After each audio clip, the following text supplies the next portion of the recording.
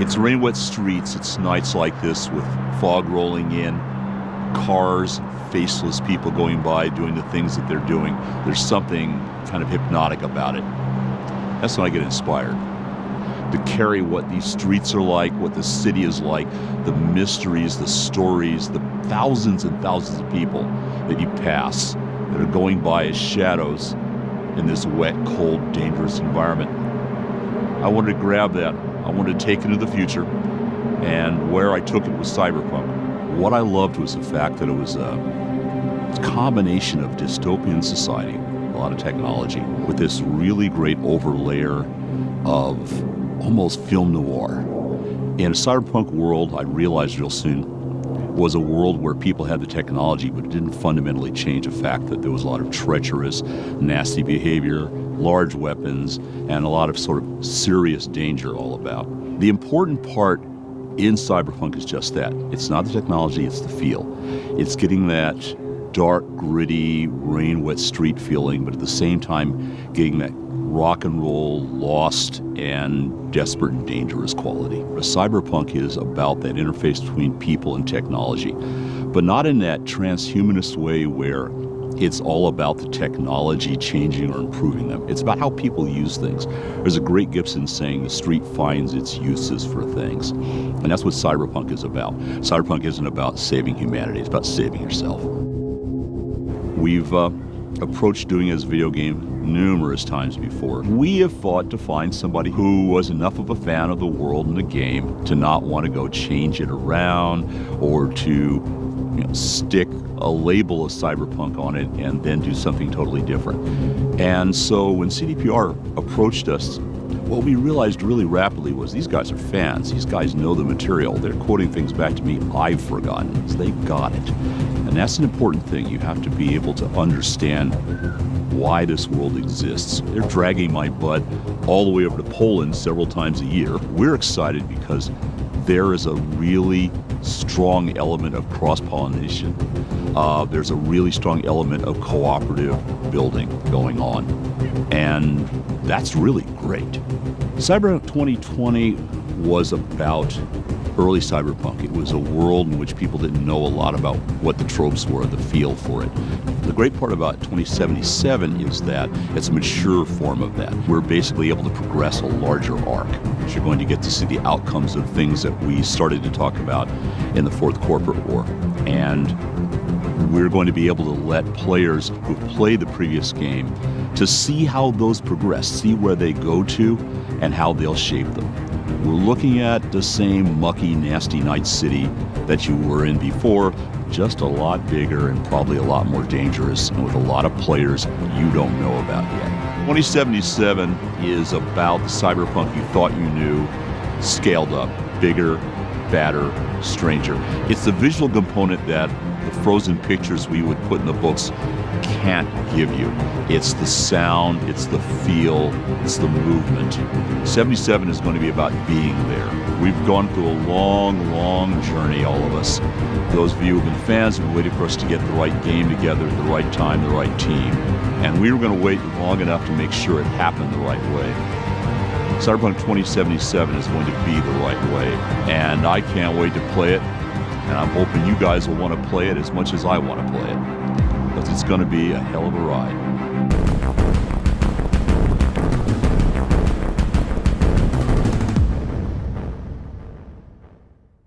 So hey people, listen up. I've got a story to tell. Goes back to an old friend of mine, a netrunner whose name I can't say on air for reasons of personal and global security. And she once told me that she knew the real origins of the net. This friend, she's been around. She started running back before the data crash, when the deep net was open to all. She survived the crash, dodged the rapids, persevered through the netwatch purges, and watched the black wall go up with her own virtual eyes, and she's not one to make up fairy tales. So why am I telling you this? I'm telling you this because what she told me seemed unbelievable at first.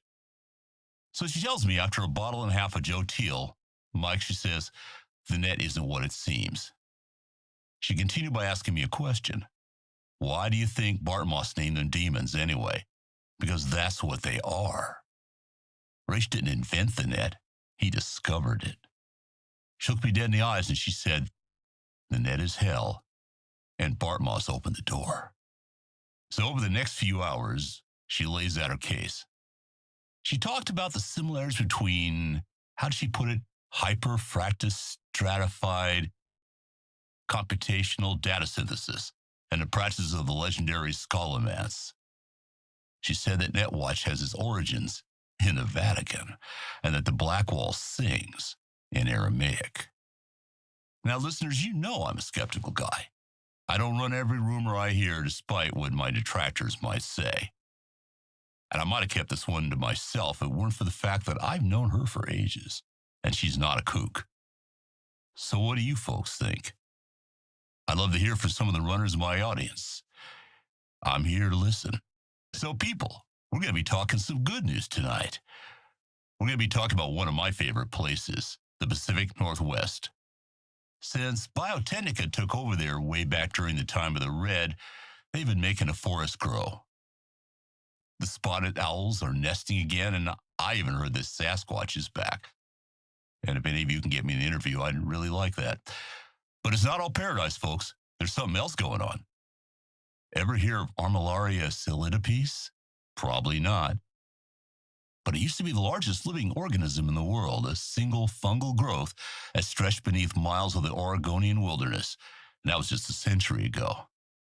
Unfortunately, bioplagues, acid rain, and pollution ended that, and the fungus was declared all but dead by the middle of the century. Well, good news for mushroom fanatics everywhere. It's back and better than ever. Biotechnica has made the return of this organism a top priority for their ecological restoration project in the Northwest, and they've got the patent filings to prove it. I checked with the NUSA and EEC patent offices, and Biotechnica's got patents for solidipes for the purposes of soil improvement. Well, that checks out. And biodiversity measurement. Yeah, that makes sense. Hey, but what's this one? Bioinformatic neural simulation. Oh, that sounds interesting. I decided this was worth looking into, so I got a friend of mine to get me some satellite images of the area of that fungal restoration. And smack dab in the middle of it is a Biotechnica black lab.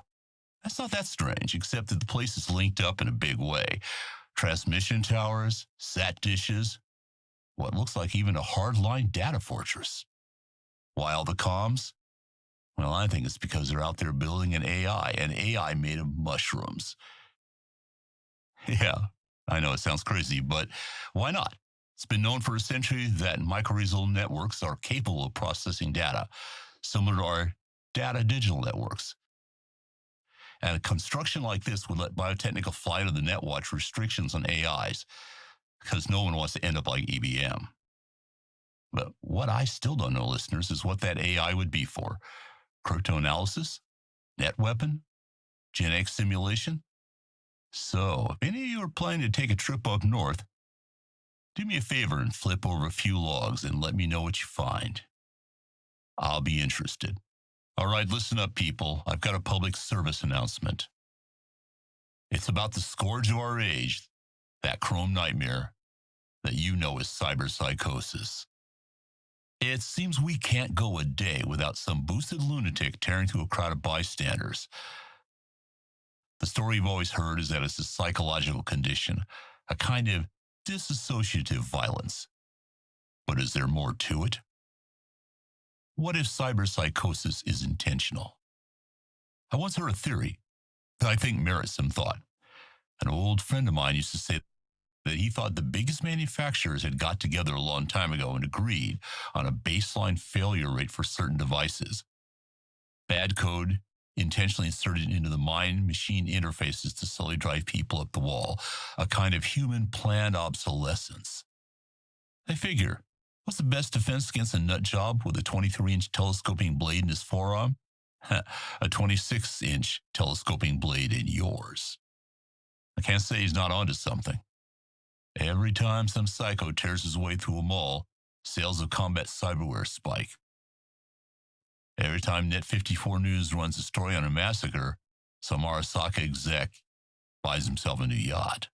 Can that be all, though?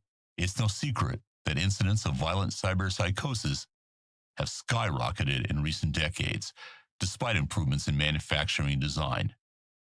But there is something new in the latest generation cyberware. Get ready for this, kids. It's the black wall. You aren't a runner yourself or a code jockey, you might not know, but the black wall isn't some mystical barrier floating somewhere in the deep net. It's actually a complex hardware software infrastructure designed to keep AIs from accessing your gear, among other things. Maybe it doesn't work as well as NetWatch says. Maybe the madness of the deep net leaks over to our side from the black wall from time to time. Drives some poor chumbo right over the edge. And it's possible it doesn't really exist anyway. Maybe it's just something the media came up with. Look, I'm not saying there aren't attacks. I've seen a few myself. What I am saying is there's a million reasons why one human might want to butcher another. Hell, we've been doing it for millions of years, even without cyberware. But let me tell you, listeners, with cyberware, it's easier than ever. And then on the other side, maybe the corporate and media types just came up with a word so they wouldn't have to think too hard about it. And you wouldn't either. Of course, this is all speculation. If I knew what caused cyberpsychosis, believe me, I'd tell you. So people, let me talk to you about Trauma Team. You know them. You love them. And if you happen to live in Night City, they're basically the only game in town for your medical care. If you watch their ads or listen to the testimonials, they say they'll come to your aid in a pinch, patch you up, get you on your feet again. If you can pay. And that's a big if, folks. So what happens if you can't? Turns out our friends at Trauma Team might have a unique collection method. Missed many payments? You might just find yourself the victim of a debt recovery team.